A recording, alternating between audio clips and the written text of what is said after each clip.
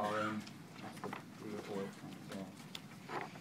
So significant progress has been made on the ground. Just coming on to Sheikh Adi, we're currently drilling this well. As you can see, it's right next door to Shaikan. Our view is that this is likely to prove to be all one structure, although we have to prove that through drilling, obviously.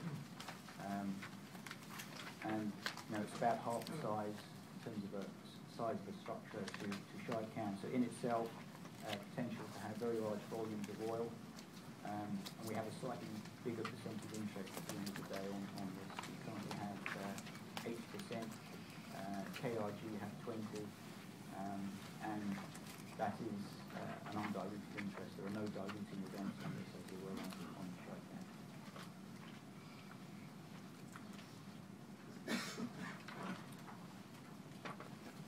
And that's just some pictures of the Sheikh Adi well. These are the well heads here, and that's just the logging tool. And as you can see, they just pull the drilling bit out here. And this is the main working offices right next to the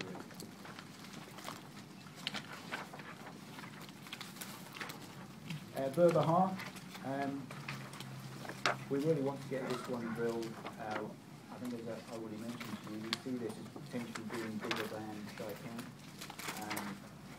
We have a 40% interest in this license. Janelle has 40%. Janelle also has to carry the KRG for their 20%. On Sheikh Adi, we have to carry the KRG for their 20%. So this is just a straight 40% interest. And this is actually right next to the town of Hook, so we actually go up to Hook now and stay there sometimes. And the thing about the Hook is it's a very pleasant town. It's much more developed than Erbil, very close to the Turkish border. It's a very pleasant place.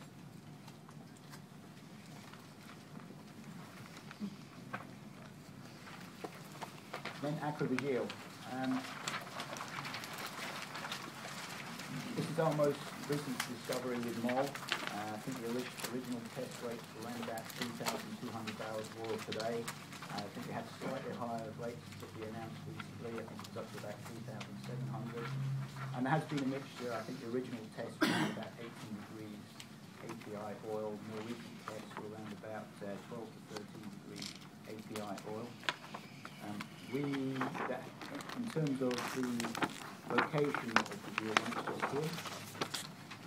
And the reason for drilling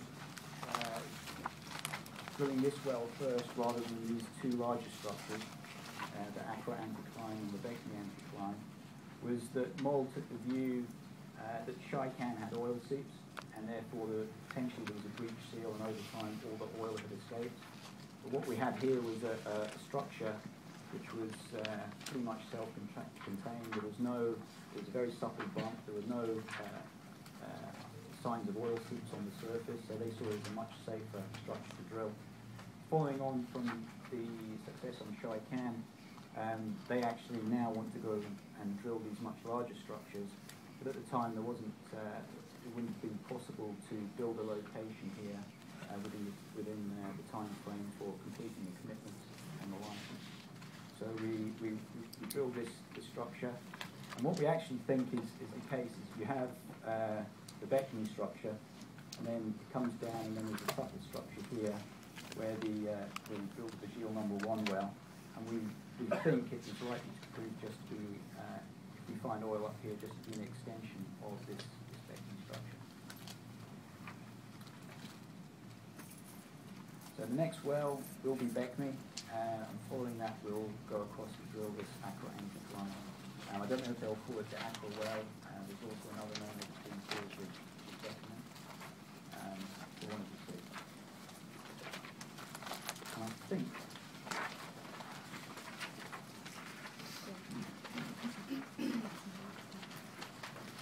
this is just pictures of the well. This is in the winter. This was in 40 degrees heat. It actually shows you some of the Kurdistan countryside, which is can be quite impressive.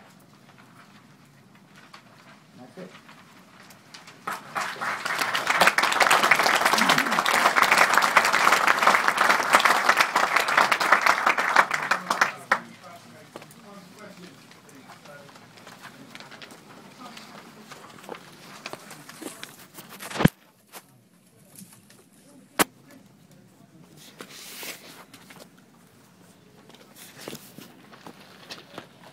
Yes. Well, first of all, the fiscal terms have never been publicly disclosed, but I can give you a general idea. There is, first of all the oil revenue that you earn is a 10% royalty on that. And we'd expect that to be the case under the terms of production sharing contract or domestic sales, which actually sit alongside but are outside of the production sharing contract. Then essentially there's a split, and we can take the rest of the oil and use so much of it to recover your costs. That's somewhere in the region of, say, 40 to 50%. And then the remaining 50 to 60% is then profit oil. And that gets split on a formula which is called an R factor, and that varies over time. So depending on what your total revenues that you've earned compared to your total investment, you start off with quite a good take, say somewhere in the region of 20 to 30%.